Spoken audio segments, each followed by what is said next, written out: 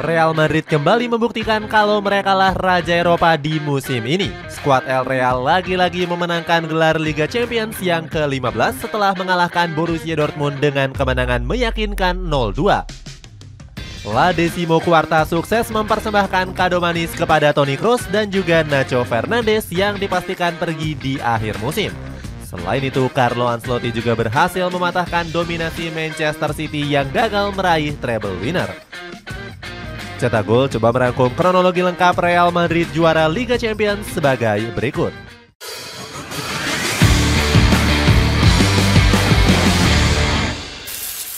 Selalu dipertemukan lawan yang sulit di Liga Champions. Perjuangan Real Madrid di Liga Champions musim ini harus dilalui dengan berbagai rintangan yang menghadang. Pasalnya, Los Blancos selalu dipertemukan dengan lawan yang sulit sejak babak penyisihan. Pasukan Carlo Ancelotti sudah harus berhadapan dengan sang juara Serie A musim lalu yakni Napoli. Hebatnya Real Madrid berhasil melibas skuad Partenope dalam 2 leg pertandingan. Di babak 16 besar, Real Madrid harus bertarung dengan kuda hitam Jerman yakni RB Leipzig. Skuad di Rotenbalen sukses menyulitkan Jude Bellingham dan kawan-kawan sejak leg pertama. Los Blancos akhirnya lolos ke perempat final dengan agregat tipis 2-1 atas RB Leipzig. Ancelotti mengakui kalau permainan di Rotenbalen mampu menyulitkan anak-anak asuhnya. Real Madrid harus kembali bertemu dengan sang juara bertahan yakni Manchester City. Pasukan Pep Guardiola juga lebih diunggulkan untuk lolos ke babak semifinal. Media Opta menjagokan Manchester City dengan presentase 64,9%. Sementara itu Real Madrid cuma diunggulkan lolos ke semifinal dengan presentase 35,1% saja. Ruben Dias bahkan gak gentar menghadapi Real Madrid yang berstatus sebagai raja. Namun Los Blancos justru sukses membungkam keraguan banyak pihak.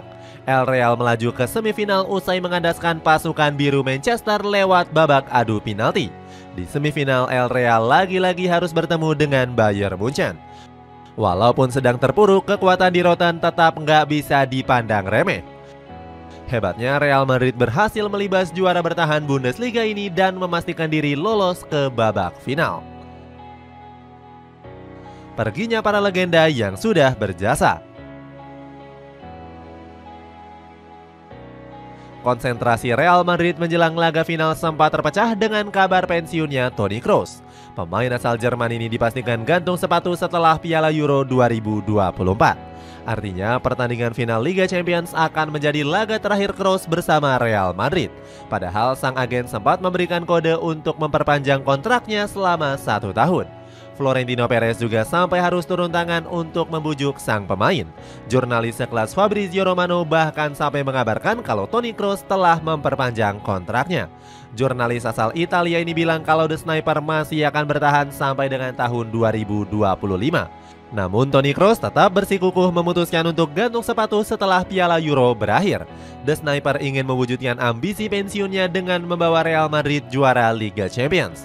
Ancelotti bahkan berjanji akan memberikan trofi sebagai perpisahan terbaik dari Toni Kroos. Kesedihan publik Santiago Bernabeu semakin menjadi-jadi dengan rumor kepergian Nacho Fernandes. Dilansir dari Marca, kapten Real Madrid ini akan hengkang dan berkarir di MLS. Nacho juga sempat dirumorkan akan bergabung ke Bayer Leverkusen asuhan Xabi Alonso.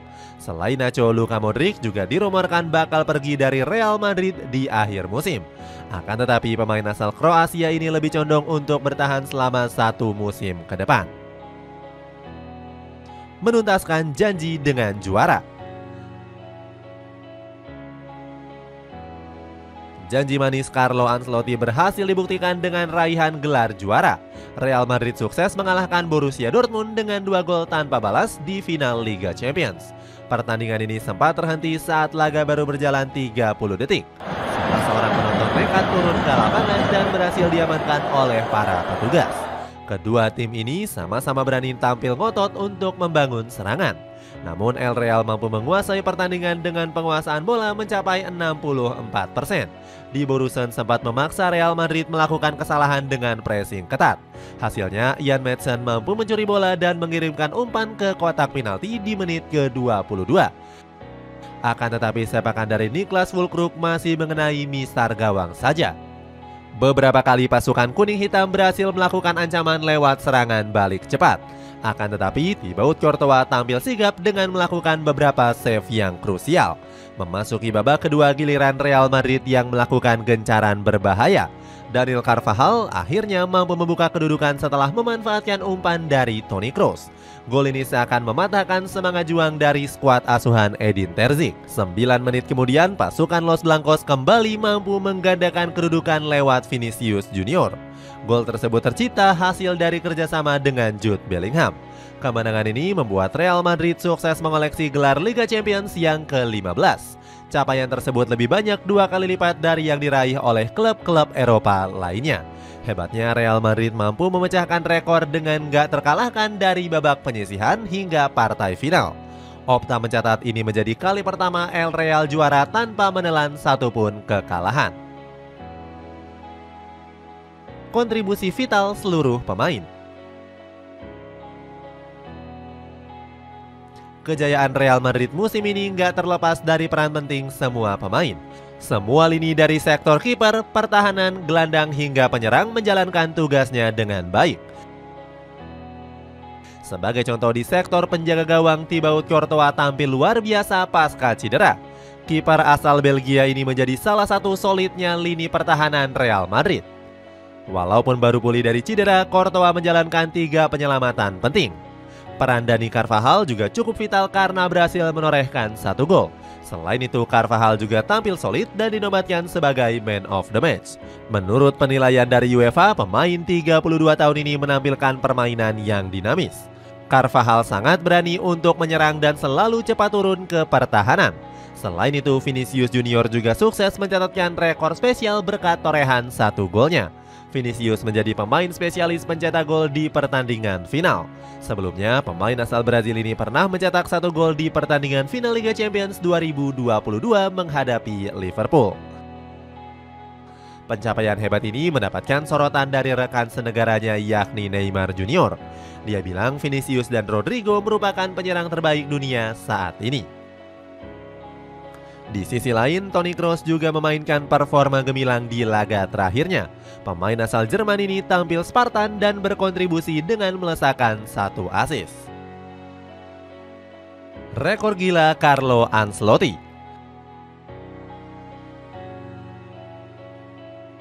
Carlo Ancelotti mencatatkan rekor gila usai membawa Real Madrid juara Liga Champions. Don Carleto menjadi satu-satunya pelatih yang sukses meraih 5 gelar si kuping besar.